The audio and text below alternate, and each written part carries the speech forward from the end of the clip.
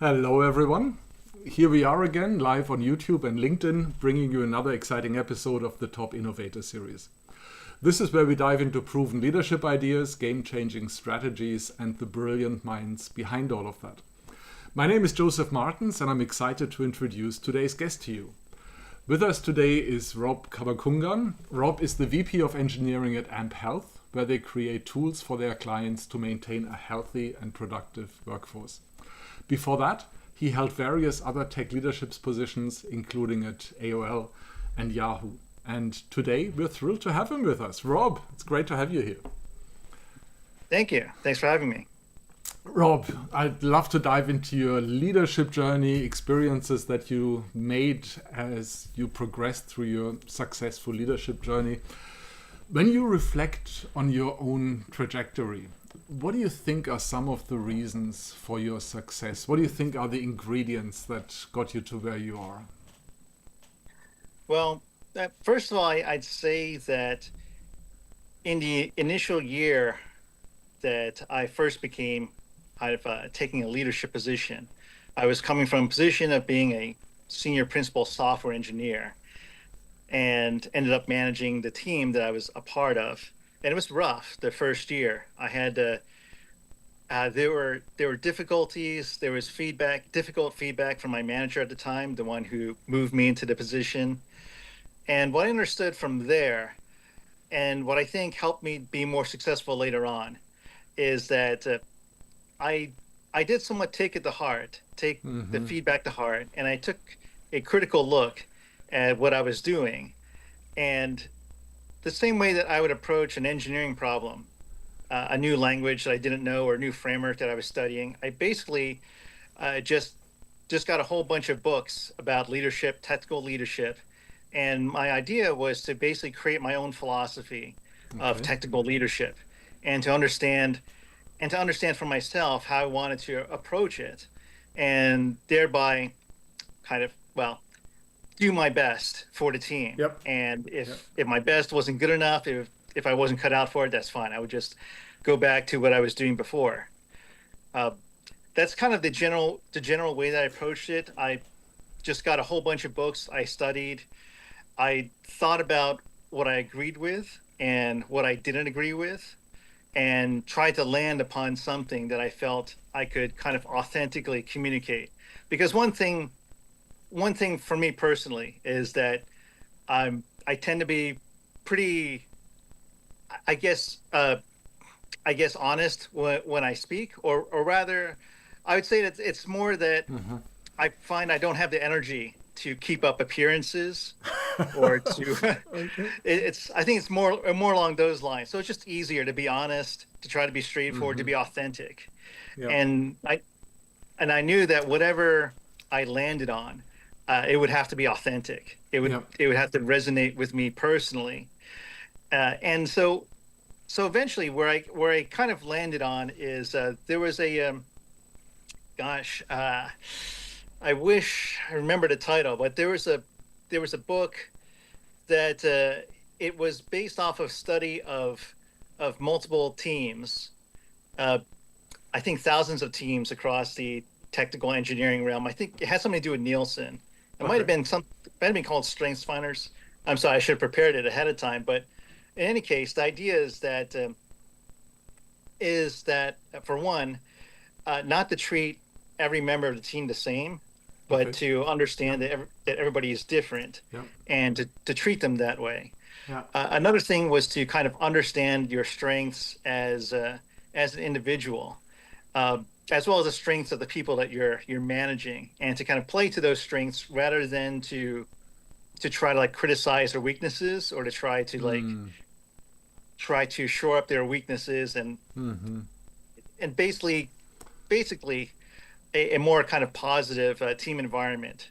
And so I took that philosophy to heart with the team that I kind of built at AOL for about I guess it was close to 10 years or so, and we had a really great time. I like to say I thought it was one of the best teams to work at AOL during that Hmm. time period. Uh, it was we had interesting stuff going on. Like we had a we had those like Fridays, uh, like DIY Fridays, basically, where I let people work on whatever they were interested in. Okay.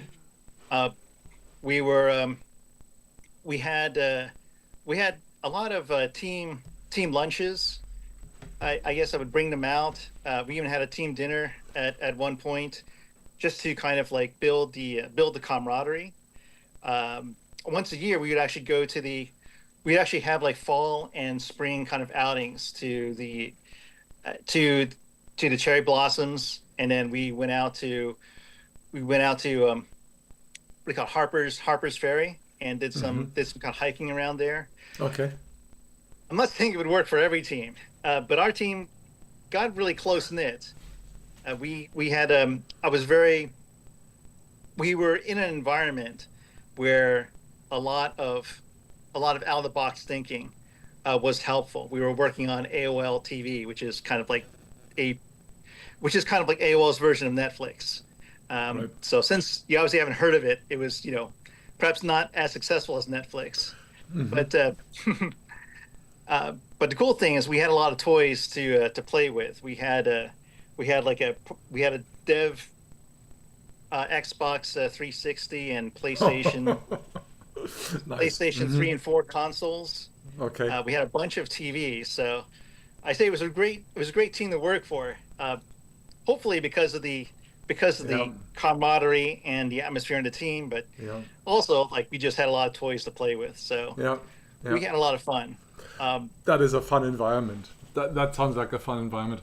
I would love to deconstruct what you said a little bit, and especially about the early steps that you described, getting feedback and getting difficult feedback. Talk to me a little bit more about, and you talked about how you resolved it, right? By learning, by figuring out what you need to do in terms of finding your leadership philosophy.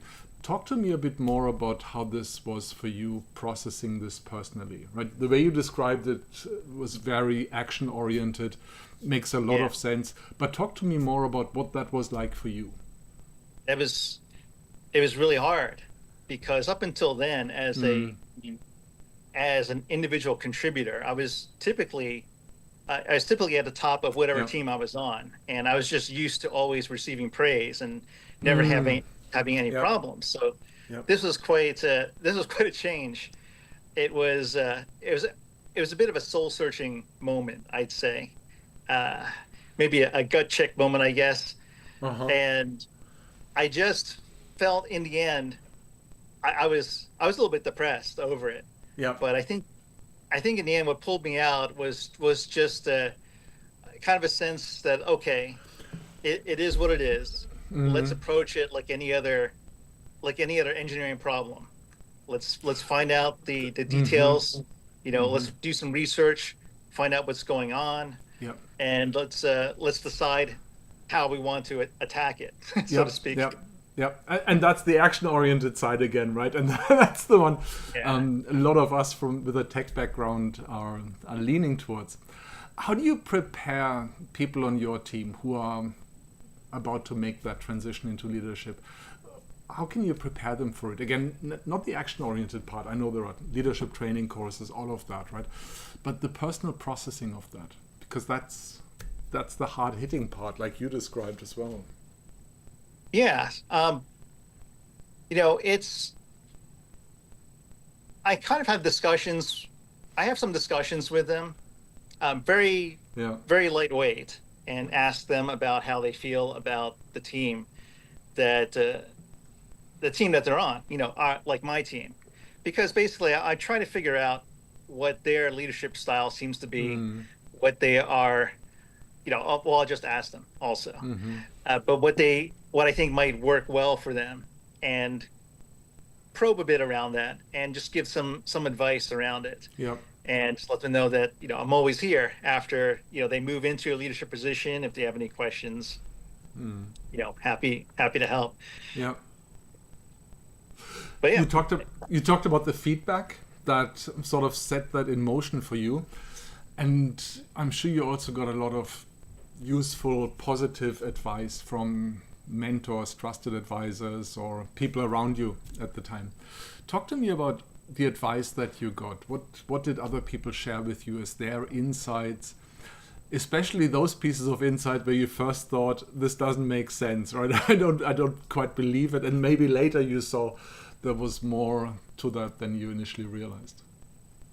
Well, yeah. So the advice that I feel had the most impact on me was the advice that was around kind of managing upwards or managing outwards. Okay. I feel like even after I did my research and kind of implemented what I discovered, it was mostly about managing downwards into the team.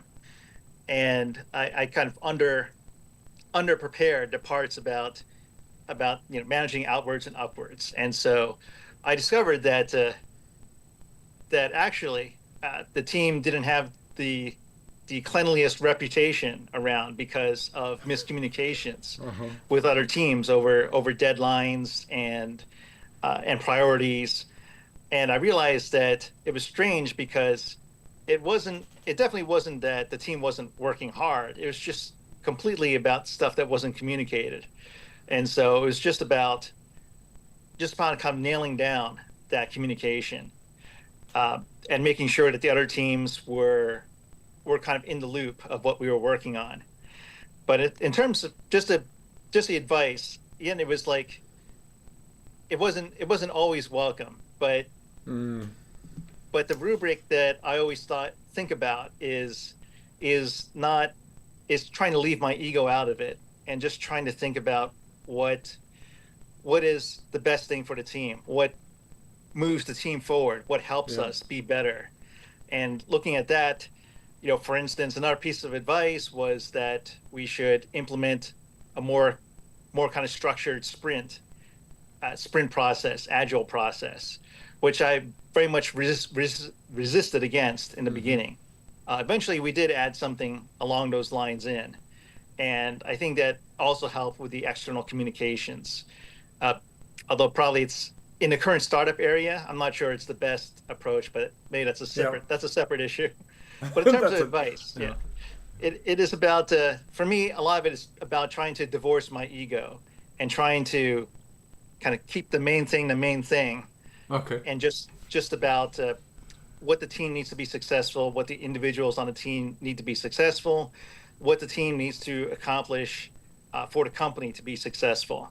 And to look at it in those terms really helped me, because otherwise, my ego might be bruised over some of the feedback and feeling that, well, I kind of like it this way, why can't we keep it? But to just look at things really objectively, I think has been a big help. Yeah. I really like what you're saying there about reducing the ego. So hard though, right? So hard to let go of that focus on what goes on in our mind, what is important for us, and also what we need in a given situation. Yeah, it's hard to say. I guess I guess after I got to be a parent, I got more used to it, because obviously your kids don't always go the direction you're thinking that they were going to go, but in the end, I just have to think, okay, well, look, is this going to hurt them? Is this good for them? Is it bad for them? If it's not going to hurt them, and it's not bad for them, I mean, sure, just go ahead. It's fine if you disregard my well-earned advice and want to go in this direction. That's all right. Yeah, that's a great analogy, right? Because we can also, as parents, we can ask the question: if I intervene, if I do something here, what's the kid learning from that? And the learning is typically not their own learning. The learning is someone else will always rescue me, or someone else will stop me from disaster. And that's maybe not always the best learning. It certainly is not. Yeah, it's always that, I guess personally, I'm a bit trained to think like that. Like I've always thought of my opinion as being very, very insulated from other people's opinions. And like, I never try to follow the crowd over anything. And so since I was young, I just like to be a bit of an, I guess, independent. And so I think it was kind of an application of that to myself, where it's like, okay, you're so good at ignoring other people's opinions. Now ignore your own opinion and just like decide whether this is good or bad, from first principles in an objective sense. That's a very analytical way of phrasing that, Rob. And I really like it. You're good at ignoring other people's opinions. Now, we've talked about your past leadership journey, and I would like to shift to today. When you look at where you are today, again, not about company, not about title, but about your leadership journey, how would you describe your current leadership position in terms of where you are in your leadership? Right. So Amp Health is it's a very small startup. The team isn't that large, and most of them are offshore. So it is at the moment difficult to kind of be with them as much as I was with the other onshore team, obviously in AOL. So in terms of leadership style, it's been, when it first started, and another thing is that at a startup, things are moving at such a breakneck pace that I'm not sure if I can even say now that the culture of Amp Health is fully established. It's just like we're still kind of sprinting towards a product market fit. But I'd say within that, something that does carry over from the AOL time is that I'm very, very much in favor of giving my teams as much autonomy as they can tolerate, because I would much rather have, especially in a startup environment, like a group of individuals who are autonomous, who are resourceful, who can solve things on their own, who are moving in 5 different directions very quickly, than to have a single team that is kind of like shifting on its own, that's waiting for the last person to catch up, kind of like turning a battleship versus like turning a motorcycle or something like that. That's kind of what I've been pushing for in kind of my leadership approach there. It's oh, sorry, go ahead. So given that situation, given that context, what do you think is the area that you need to focus on at the moment in your own leadership growth and how you need to develop yourself? What do you think needs to be really high priority for you right now? Well, in terms of leadership, one thing about being a startup is that I've ended up around a lot more junior type engineers than at an established company. An established company is typically it's a little bit more top heavy with seniors and principals. And it's not the case at a startup. And because our resources are pretty thin, other people that we hire from now on are probably also going to be on the junior side. So I find that what I need to work on actually is being more of kind of like a ground level teacher and mentor to juniors. I'm a bit more used to working with senior principal engineers who are very independent, who just maybe need a bit of encouragement or a bit of fine tuning in their thinking towards leadership. But now it's a bit different. It's like training engineers, from scratch, from the very beginning. So that's something that I need to improve on. Yeah, that sounds a bit like going back to the basics of what needs to be taught for a company environment or a startup environment. Yeah, one thing that I've been learning from it is that in my experience that Amp Health is showing me, is that in becoming a leader, one of the biggest challenges is being too high level. In fact, it's really amazing just how big an impact it has had over my ability to kind of effectively kind of lead from the front lines, as well as kind of like from behind. And at a startup, you kind of have to do both at times. You have to go, you have to go and do it because we don't have the resources. But sometimes, you can just go, you can lay back and kind of direct people as before. But the to context switch between those, it's difficult.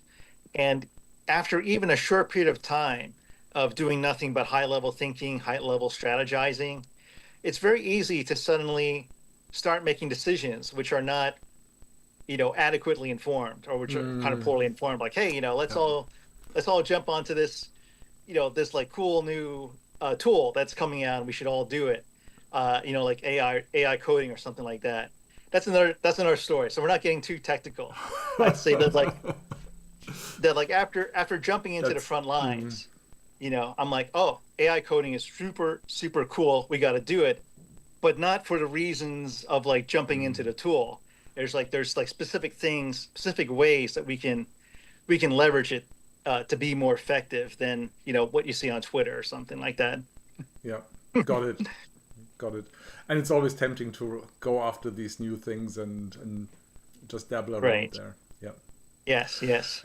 I've got one more question for you, Rob, and then we're going to land the plane.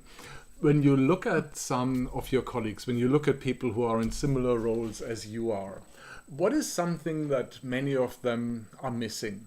What do you think is something that many of them, and again, in terms of leadership, right? Not any product development, but what do you think might be something that some just don't see, and it's something that you've discovered as part of your journey?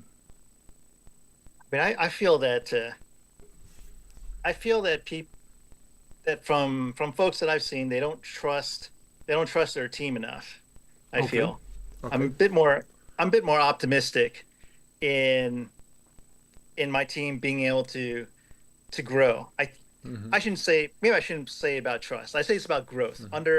Underestimating that the team member that you've had, for the past 6 months may not necessarily be the team member you have for the next year. There's a capacity for growth, and kind of encouraging that. It's really important, and kind of planning. Well, understanding that everyone can grow, and not getting too frustrated over their apparent limitations in the short term. Yeah. And how does that show up? Does that show up as a lack of willingness to delegate, or is that a desire to get back into the weeds for the leader? I mean, it can just be. It can, for instance, be like always assigning certain tasks to the perceived, like, lead member of the team or something like that, and thus neglecting the growth of other members on the team, not giving them a chance, just maybe passing them over, or just thinking of them as a junior member of the team. Yep. Got it. So also looking at the individuals as fixed, right? As being in a certain way, being able to do certain things and not seeing potential. Part of dealing with your team as individuals, and individually is understanding or respecting their potential for growth. Cool. Rob, thank you so much. It was great to have you in the conversation. One absolute highlight for me was what you said about opinions and ignoring others' opinions and therefore learning to ignore my own opinion. That was awesome.